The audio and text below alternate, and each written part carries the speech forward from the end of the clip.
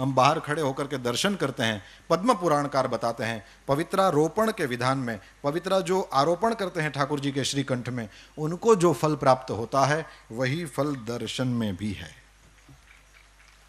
अब जो मेरे पास समय है उसमें मुझे जो मुख्य कहना था वो कहूँगा, तुलसी की महिमा सुनाऊंगा, क्योंकि तुलसी हमारे जीवन में हमारे साथ एकदम सटी हुई है और उसका हमको रोज काम पड़ता है, तो हम उसके साथ रहते हैं, इसलिए तुलसी जी की कुछ बातें आपको बताऊंगा। लिखा है शंकर भगवान के मुख से ये तुलसी महिमा बताई गई पद्म पुराण में। लिखा है कि तुलसी का महात्म्य भर सुन लेने से जन्म मृत्यु के चक्कर से हम छूट जाते हैं। जन्म से लेकर मृत्यु तक पर्यंत जितने भी पाप हुए हों केवल तुलसी महात्म्य सुनने से नष्ट हो जाते हैं। सुनिए, लिखा है तुलसी का पत्ता, फूल, मूल, शाखा, छाल, तना और मिट्टी आदि सभी पावन है। तुलसी संभवम सर्वम पावनम मृत्तिकादिकम। जो तुलसी काष्ठ का चंदन श्री कृष्ण को अर्पण करता और उनके श्री विग्रह में भक्ति पूर्वक लगाता है वो सदा श्री हरि के समीप रमण करता है। यही हरिचंदन है।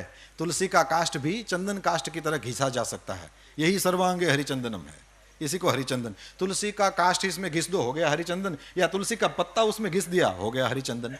ये ठाकुर जी को धराया जाए।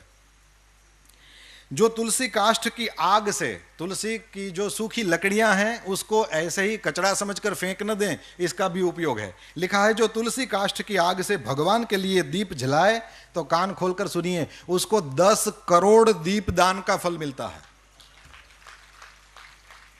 जो ब्राह्मण तुलसी काष्ठ की अग्नि में हवन करते हैं उन्हें एक एक सिक्त अर्थात भात के दाने में अथवा एक एक तिल में अग्निष्टोम यज्ञ का फल मिलता है, जिस यज्ञ के कुंड में तुलसी का एक छोटा सा काष्ठ डाल दिया जाए।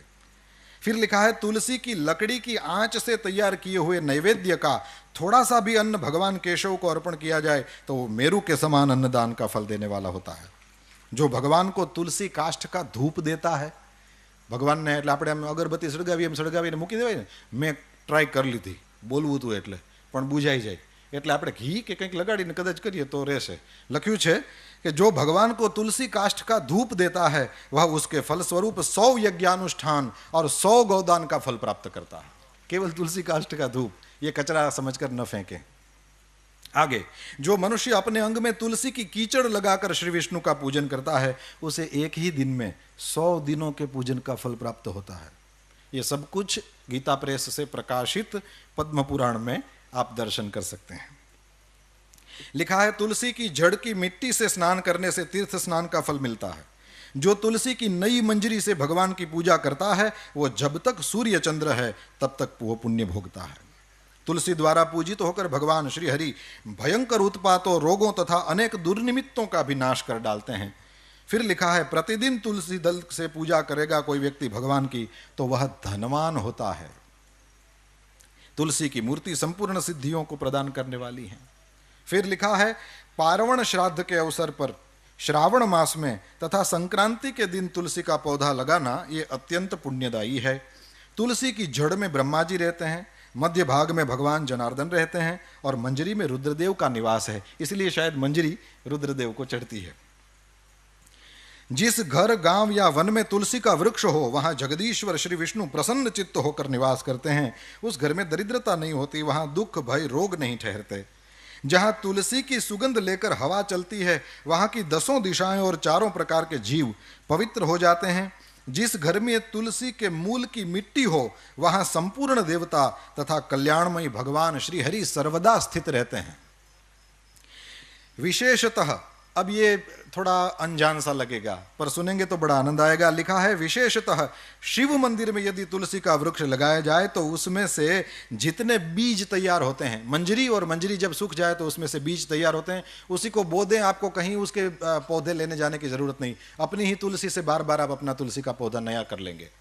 तो मंजरियों को संभालना चाहिए, उससे वहीं फिर हमको ये विदेशों में रहने वाले जब तुलसी संभालना चाहें तो उनके लिए बहुत अच्छा ये मंजरी वाला उपाय है। तो लिखा है कि शिव मंदिर में यदि तुलसी का वृक्ष लगाया जाए तो उसमें से जितने बीज तैयार होते हैं, फिर कान खोल के सुने, उतने ही युगों तक मनुष्य स्वर्गलोक में निवास करता है। भगवान के समीप पृथ्वी तल पर तुलसी लगाने से सदा वैकुंठ की प्राप्ति। तुलसी सर्वत्र पवित्र है और पुण्य तीर्थों में वो अधिक पावन मानी गई है। और फिर लिखा है कि तुलसी वृक्ष के बगीचे का दर्शन और स्पर्श कर लेने मात्र से भी ब्रह्म हत्या आदि पाप नष्ट हो जाते हैं। जिनका मृत शरीर, अब थोड़ी और्ध्वदेहिक बातें भी कर लें और फिर मैं पूरा करूंगा। लिखा है जिनका मृत शरीर तुलसी काष्ठ की आग से जलाया जाता है वे विष्णु लोक में जाते हैं। ये जब से मैंने पढ़ा है, मैं जहां भी पहुंचता हूं, किसी की अर्थी वगैरह को देखता हूं, अपने घर से तुलसी काष्ठ ले जाता हूं या वहां कहीं खोज करके उसमें डाल देता हूं। इसमें सबसे पहली मेरी दादी माँ थी।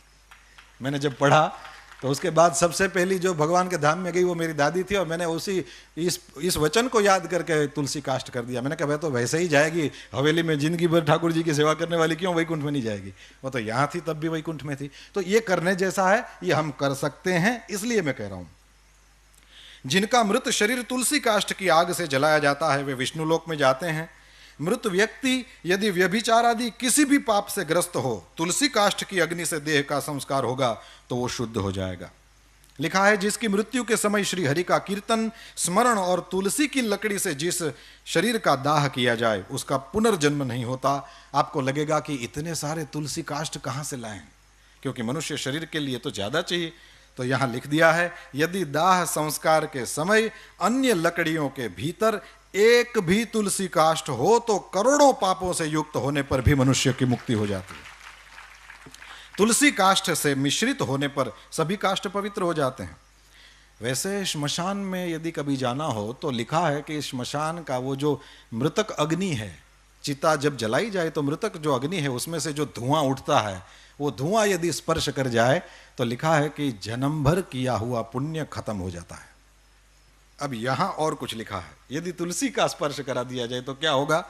लिखा है जिस अग्निशाला या श्मशान में घी के साथ तुलसी काष्ठ की अग्नि प्रज्वलित होती है वहां जाने से मनुष्यों का पातक भस्म हो जाता है। उसमें पुण्य भस्म हो जाने की बात है, यहां पाप भस्म हो जाने की बात आई।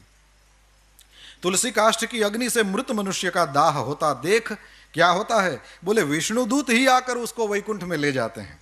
वो करोड़ों जन्मों के पापों से मुक्त होकर भगवान विष्णु को प्राप्त करता है। जो मनुष्य तुलसी काष्ठ की अग्नि में जलाए जाते हैं उन्हें विमान पर बैठकर वैकुंठ में जाते देखकर देवता उनके ऊपर पुष्पांजलि चढ़ाते हैं। ऐसे जीव को देखकर भगवान विष्णु और शिव संतुष्ट होते हैं, और लिखा है श्री जनार्दन सामने जाकर हाथ पकड़कर अपने अक्षरधाम में ले जाते हैं। और फिर पिंडदान की बात, पिंडदान में ये लिखा है कि तुलसी दल को मिलाकर पिंडदान करने से 100 वर्ष तक पितर तृप्त रहते हैं। ये तो किया ही जाता है। तुलसी वन की छाया में पितरों को तर्पण करना चाहिए। वहां किया हुआ पिंडदान लिखा है पितरों के लिए अक्षय होता है। और 260वां अध्याय, इसमें समुद्र मंथन की कथा है, और समुद्र मंथन की कथा में नई बात लिखा है महालक्ष्मी जी प्रकट हुई, फिर चंद्रमा प्रकट हुए, और पद्म पुराण का वचन है कि चंद्रमा प्रकट हुए जो हम सबके मामा हैं। पद्म पुराण में लिखा है कि चंद्रमा हम सबके मामा हैं। ये केवल हमारी दादियों से सुना हुआ नहीं है, पुराण भी इसके साक्षी देता है कि चंद्रमा सबके मामा हैं। अब मैया है महालक्ष्मी जी, श्री जी, और मामा हो गए ना। और फिर लिखा है कि इनके बाद समुद्र मंथन से भगवान श्री हरि की पत्नी तुलसी जी प्रकट हुई, जो परम पवित्र है और संपूर्ण विश्व को पावन बनाने वाली है। जगन माता तुलसी का प्रादुर्भाव श्री हरि की पूजा के लिए ही हुआ है। और सच में कभी भी श्री हरि का दर्शन करिए, मंगला के बाद जब ऋषि कुमार ठाकुर जी को सजा देते हैं पुष्पों की मालाओं से, तो उनके चरणों का फिर दर्शन नहीं होता। वो इसलिए नहीं कि नहीं कराना चाहते, लेकिन इसलिए कि उसमें तुलसी से वो दोनों चरण अच्छा देते रहते हैं। अंत में श्री राजेंद्र दास जी महाराज के द्वारा सुनी हुई एक बात कह करके पूरा करूंगा। उन्होंने कहा कि तुलसी जी क्यों इतनी ज़्यादा चढ़ाई जाती हैं।